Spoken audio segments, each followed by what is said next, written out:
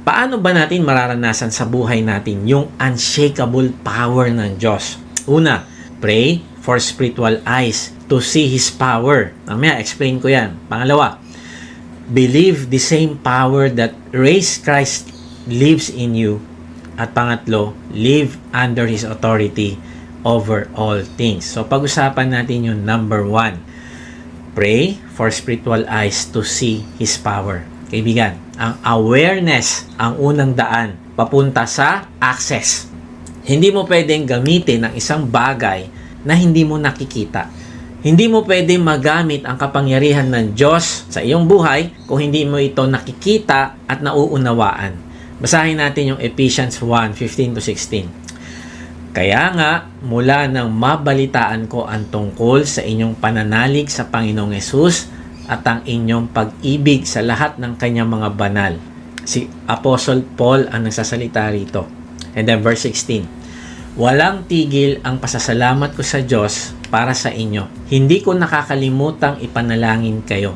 Alam mo, ang ganda ng puso ni Pablo dito. Bago niya ipanalangin na makita ng mga taga-Efeso ang kapangyarihan ng Diyos, pinasalamatan muna niya ang Diyos tungkol sa kanila. Bakit? Kasi sila ay totoong nananalig sa Panginoong Hesus at nagmamahal sa kapatiran. Yun yung sabi sa talata. Ang ibig sabihin, isang napakalaking blessing sa atin ang makita ang ating mga kapatiran na faithful sa Diyos at nagmamahalan sa bawat isa. Alam mo, nabe-bless ako kapag merong D-group. Kahapon, meron kaming D-group at alam mo, may isa kaming kapatid na talagang matindi yung pinagdadaanan niya. Marami siyang obligation na kailangan niyang isettle. Pero alam mo, nagtiwala siya sa Diyos. At sabi niya, ngayon, gumagaan yung aming pakiramdam, hindi na kagaya nung dati. Kasi alam namin na kasama namin ng Diyos. At alam mo, kapag nakikita mo na ganun yung faith ng kasama mo sa D-group, hindi mo maiwasang magpasalamat sa Diyos. Yun yung nagbibigay ng blessing sa atin. Yun yung nagbibigay sa atin ng joy. Na maging instrument tayo ng Diyos para mag-minister sa mga kapatiran. Alam mo, kausap ko din yung isang nating D-group leader at sabi niya, sobrang passionate ng kanyang mga members dahil kahit holiday ay nagmi-meet sila. Gaya kahapon, kahit November 1, naku, nagmi-meet sila para magpalakasan. Kaya nga, itong mga ganitong klaseng faith ay marapat lang ipagpasalamat sa Diyos. Kung ikaw ay magulang, hindi mo lang ipagpapasalamat sa Diyos na nakatapos sila sa pag-aaral, kundi meron pang mas mahalaga dito. Ano yun? Ang kanilang kaligtasan at pananampalataya sa Panginoong Hesus. Ito ang dapat na palagi nating ipagpapasalamat sa Diyos. Now, pansinin natin na ang ipinagpipray ni Pablo ay mga mananampalataya na. Ibig sabihin, kahit mature na silang mga Kristiyano, kahit matagal na silang Kristiyano, patuloy pa rin silang pinagpipray ni Pablo. Hindi dahil mahina sila, kundi dahil gusto ni Pablo na mas lumalim pa sila sa pagkakilala sa Diyos. Na-realize ko, ang pagkakilala natin sa napakalaking Diyos, walang katapusan. Hindi natin pwedeng sabihin na naka-arrive na ako, kilala ko na si Lord. Alam ko na yan. Alam ko na lahat ng bagay sa Biblia. Hindi ko na kailangan yung Bible study, hindi ko na kailangan yung D-group. No, hindi ganon. Kulang ang buong buhay natin para makilala ng buong buo ang Diyos. Kaya nga, araw-araw, kailangan nating mag-google ng oras para hanapin, kausapin, pakinggan siya sa pamamagitan ng pagbabasa ng kanyang salita. Alam mo, makikita mo dito ang puso ni Pablo na isang tunay na tagapagturo, tunay na discipler, at tunay na pastor. Bakit? Kasi hindi siya kontento na naligtas lang ang mga mananampalataya sa Efeso. Kundi gusto niya silang lumago. Ang ibig sabihin, hindi lang tayo niligtas ng Diyos para pumunta sa langit, kundi nais niyang magkaroon ng lumalagong relasyon sa iyo. Maranasan mo siya sa buhay mo at lumalim ang pagkakilala mo sa Kanya bago ka pa man niya makasama sa langit. At habang nakikilala mo ang Panginoong Hesus, ay mas lalong lumalago ang pagmamahal mo sa Kanya. At lumalago ang pagmamahal mo sa iba to the point na magiging instrument ka ng Panginoong Hesus para hanapin ang mga naliligaw at gawin din silang alagad. Ang ibig sabihin, hindi tayo hihinto, hindi tayo magre-relax. Kapag ang isang tao ay nanampalataya na, nagpray na siya, sineran ko ng gospel, nagpray na siya ng acceptance prayer. No, ang goal natin ay lumago sila. Ipag-pray natin sila na mas makilala pa nila ang Panginoong Yesus. Ipapanalangin natin sila at tutulungan natin silang lumago. Aanyayahan natin sila na sumali sa isang discipleship group na kung saan mas makikilala nila ang Diyos at maihahanda sila para tuparin nila ang misyon ng Diyos na gumawa ng alagad sa tulong ng kapangyarihan ng banal na Espiritu. Si Pablo alam niya, hindi sapat ang save ka na. Bakit? Kasi gusto ng Diyos na mag-mature ka at maranasan mo ang power na binibigay niya sa iyo sa pamamagitan ng banal na Espiritu. Alam mo, ang maturity hindi naman nandito sa isip. Naku, ang daming alam niyan. Pag nga nagdi-group kami, ang ganda ng mga sinasabi niya, ang ganda ng insight niya. Hindi yun ang maturity. Ang maturity ay kapag yung alam mo, ginagawa mo na. Sinasabuhay mo na. Yun yung maturity. Kaya sabi niya, hindi ko nakakalimutang ipanalangin kayo. Ang ibig sabihin, kahit gaano ka katagal sa pananampalataya, kahit leader ka na, o matagal na sa ministry, hindi ibig sabihin tapos na ang trabaho ng Diyos sa iyo. No, kailangan natin ng ibang tao na mananalangin para sa atin. At kailangan din natin na ipanalangin natin yung sarili natin. Bakit? Kasi araw-araw kailangan natin ang power na galing sa Diyos. Kaya ganoon na lang ang panalangin ni Pablo. Hindi niya sinabing, Lord, kaya ko silang baguhin. Hindi. Kailangan ni Pablo yung power ng Diyos. Kaya ang takbuhan niya para sa pagbabago ng kanyang mga members, hindi yung sarili niyang galing, kundi ang Diyos. Sinasabi niya, Lord, tulungan mo sila na makilala ka. Hindi siya nananalangin para sa kanilang pera. Of course, kailangan ng mga kapatiran yon. Hindi siya nananalangin para sa kanilang kalusugan. Of course, ginagawa niya rin yon. Hindi siya nananalangin para sa tagumpay. Of course, pinapanalangin din yon ni Pablo. Pero ano yung mas pinaka-importante sa kanya? Ang mas importante sa kanya ay ang kanilang paglago. Tingnan natin yung verse 17 to 18. Ang sabi doon, idinadalangin ko sa Diyos ng ating Panginoong Hesukristo, ang maluwalhating Ama, na pagkalooban niya kayo ng espiritu ng karunungan at pagpapahayag tungkol sa Diyos upang lubos ninyo siyang makilala. Naway liwanagan ng Diyos ang inyong mga puso upang malaman ninyo ang pag-asa na para doon ay tinawag niya kayo. Kung gaano kasagana ang pagpapalang inilaan niya para sa kanyang mga banal. Grabe, no? Si Pablo, hindi nanalangin ng tagumpay, protection at success. Ang ipinalangin niya ay magkaroon ng vision ang mga taga-Efeso. Makita nila ang spiritual na kapangyarihan ng Diyos. Makita nila yung spiritual na realidad. Ang sabi niya, naway liwanagan ng Diyos ang inyong mga puso. Sa Bible, ang puso ay hindi lang emosyon.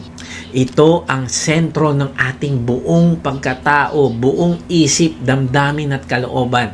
Kaya kapag sinabi ni Pablo na liwanagan ng Diyos ang inyong mga puso, ang ibig niya sabihin, Lord, buksan mo ang panloob kong pagkakita. Hindi lang para dumami ang alam ko sa Biblia, kundi upang maranasan kita. Maranasan ko ang power mo. Now, pansinin mo, hindi sinabi ni Pablo na bigyan mo sila ng banal na spirito. Hindi. Ang sinabi ay pagkalooban niya kayo ng espiritu ng karunungan at pagpapahayag. Ibig sabihin, hindi sila bibigyan ng bagong espiritu, kundi bibigyan sila ng bagong kaliwanagan o revelation mula sa espiritu. Bakit? Kasi kahit Kristiyano na tayo, may pagkakataon na madilim pa rin yung ating paningin sa mga bagay ng Diyos. Nakakita ka na ba ng isang Kristiyano na minsan sasabihin mo sa isip mo, ang tagal-tagal na itong Kristiyano, bakit niya ginawa yun? Kaibigan, kailangan natin ang kaliwanagan ng puso. Kaliwanagan, hindi lang kaliwanagan ng mata, pati ng puso. Kaya nga sabi ni Charles Spurgeon, the psalmist had eyesight, but he needed eyes open. There is a sense of see that requires not just functioning eyes, but illuminated perception. Ang ibig sabihin, pwede ka palang may mata, pero bulag ka pa rin sa katotohanan ng Diyos. Tama ba? May Bible sa bahay, pero hindi nakikita ang Diyos sa binabasa. Araw-araw nagbabasa ng scripture, pero parang checklist lang o obligasyon lang o kailangan lang. Walang illumination na nangyayari, walang application. Alam ang mga kwento ni Moses, David at Paul, pero hindi nakikita si Lord sa gitna ng lahat ng yon. May mata pero bulag sa revelation. Kaibigan, kailan mo nakita, nung binasa mo yung Bible, nakita mo yung sovereignty ng Diyos. Nakita mo yung unconditional love niya sa'yo. Nakita mo yung power na handa niyang ipagamit sa'yo kung makikipag-cooperate ka lang sa Kanya. Alam mo, katulad ng mga Pariseo, expert sa scripture. Yung first 5 books, yung Torah, yung Bible natin, yung first 5 books, kabisado nila. Pero hindi nila nakilala ang Panginoong Yesus kahit nakausap na nila, nasaksihan ang mga himala nito. Maring active ka sa ministry pero hindi maramdaman ang presence ni Lord. Sarado yung puso, bulag. Maraming alam sa sistema ng church. Mahusay mag-set up, maglingkod, mag-organize. Pero nakakalimutang ito ay para sa Panginoong Yesus. Naging routine na lang ang paglilingkod, hindi na relationship sa Diyos. Maring nakikita mo ang problema pero hindi mo nakikita ang purpose. Bakit may problema na ganon? Kapag may pagsubok, reklamo agad, nagpapanik agad. Maring hindi mo nakikita na baka ginagamit ng Diyos ang sitwasyon na yan para hubugin ang faith mo. Sarado yung puso. Maring bulag. Kaya kailangan natin ipanalangin na buksan ng Diyos yung puso natin. At buksan ng Diyos ang puso ng mga D-group members natin, ng mga kapatiran natin. Maring nakikita mo ang kasalanan ng iba, pero hindi mo nakikita ang sariling kasalanan. Mabilis mag-judge, mabilis mag-post ng opinion, pero hindi marunong magsuri ng puso, nabubulagan. Ganyan yung ibig sabihin ni Spurgeon. Pwede kang may head knowledge tungkol sa Diyos, pero kung hindi binuksan ng banal na spirito ang puso mo, hindi mo siya tunay na makikita. Hindi mo makikita yung power niya na pwedeng magbago sa'yo. Ang mangyayari, mananatili lang sa ulo ang iyong pananampalataya. Kaya sabi niya, the Spirit of God must come and make the letter alive. Si Spurgeon na nagsabi nito. Sabi niya, transfer it to your heart, set it on fire, and make it burn within you. Or else, its divine force and majesty will be hid from your eyes. Yun yung sabi niya sa Bible. Sa salita ng Diyos. Kaya ito yung prayer ni Pablo at ito din ang dapat na prayer natin sa ating sarili at sa kapatiran. Ano yun? Naway liwanagan ng Diyos ang inyong mga puso. Tingnan natin ang kwento na kung saan ay hindi nakakakita sa spiritual na katotohanan ang servant ni Propeta Eliseo.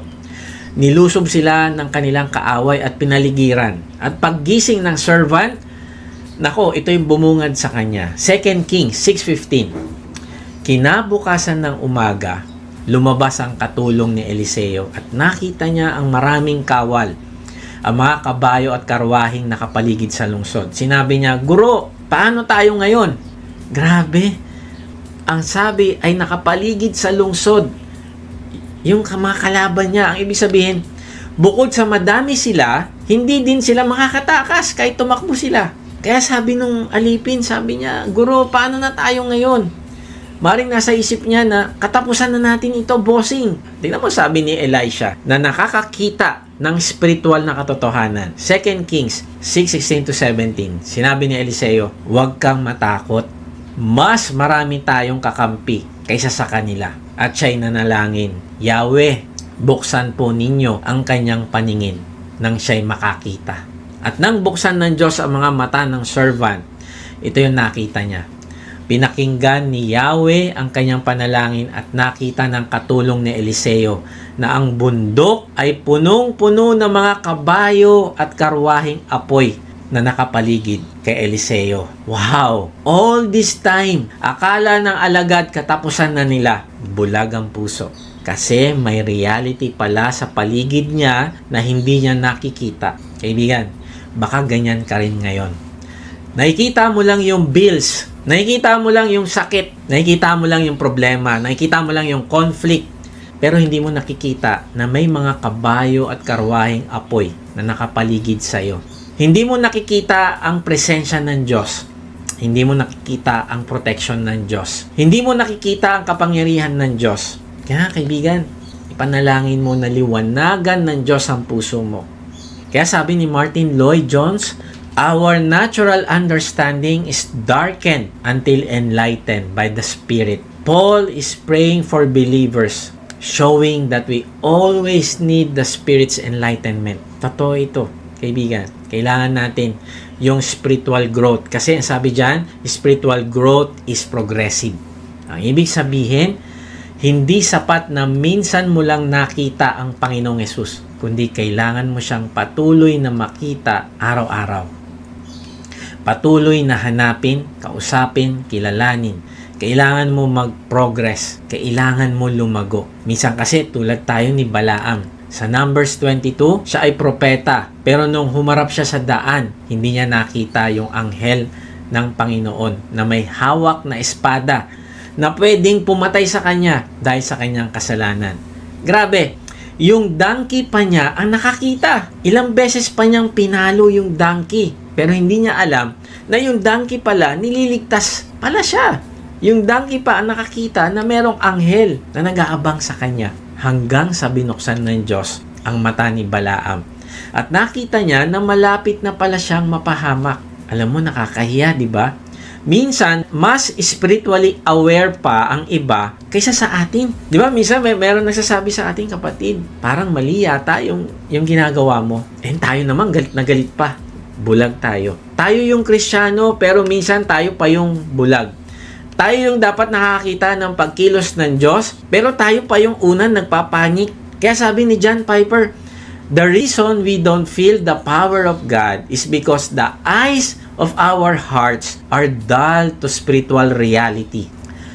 Madalas nakikita natin kung gaano kahirap ang sitwasyon, pero hindi natin nakikita kung gaano kalakas ang kapangyarihan ng Diyos. Hindi natin nakikita kung gaano kalaki ang Diyos. Nakikita natin kung gaano kalaki yung problema, pero hindi natin nakikita kung gaano kalaki ang kapangyarihan ng Diyos. Na kung i-compare mo sa Diyos, maliit lang yung problema mo. Nakikita natin ang kakulangan, pero hindi natin nakikita ang kayamanan ng Diyos. Misa inisip natin, naku, kulang na ito, paano na? Pero hindi natin alam na yung provision ng Diyos sa iyo hindi mauubos. Nakikita natin ang mga taong nakasakit sa atin, pero hindi natin nakikita ang mga pagkakataong ginamit yun ng Diyos para hubugin ang ugali natin. Na hindi marunong magpatawad, mataas ang pride, at self-righteous. Kaya ito yung unang hakbang ng unshakable power. Pray for spiritual eyes. Lord, buksan mo po ang mata ko para makita kita sa gitna ng bagyo. Lord, tulungan mo ako makita na may ginagawa ka kahit hindi ko nararamdaman. Lord, alisin mo ang takip ng puso ko para maranasan ko muli ang kapangyarihan mo. Alam mo ba kung bakit minsan parang walang power ang Christianity? Kasi satisfied na tayo sa alam natin. Hindi na tayo nagpe-pray araw-araw na, Lord, gusto pa kitang makita, gusto pa kitang makilala, mag-reveal ka pa sa akin ngayon. Humihinto na tayo, nagre-relax na tayo. Sa kabaligtaran, ang taong may bukas na mata ng puso, kahit sa kahirapan ng buhay, nakikita niya na kumikilos ang kamay ng Diyos. Kumikilos sa background. Na isang kapatiran na halos mawalan ng lahat, trabaho, health, relationship. Sabi niya, hindi ko alam kung bakit ako dumadaan dito, pero isang gabi, sabi niya, nagpe-pray ako, parang binuksan ni Lord ang mata ko. Na-realize ko, Lord, kahit mawalan ako ng lahat, basta kasama kita, hindi ako talo. Kompleto ako. At mula noon, nagbago ang pananaw niya. Hindi na siya nagpe-pray na, Lord, alisin mo ito. Kung hindi, alam niya na kahit hindi man ito mawala, kasama pa rin niya ang Diyos. Nag-iba na siya kung paano manalangin. Lord, gamitin mo ito para masaksihan nila na kasama kita. Grabe, no? Kaibigan, nasasabi mo ba sa Lord na, Lord, itong problema ko na ito, gamitin mo ito. Kung hindi mo man to tanggalin sa ngayon, okay lang po. Pero gamitin mo po ito para mapatunayan ko sa kanila na kasama kita. Kaibigan, ganyan kumilos ang Diyos kapag binuksan niya ang mata ng ating puso. Kaya kapatid, tanungin mo yung sarili mo ngayon. Nakikita mo pa ba ang Panginoong Yesus sa gitna ng sitwasyon mo? O puro problema na lang nakikita mo? Kaibigan, pray for spiritual eyes na makita mo yung power ng Diyos.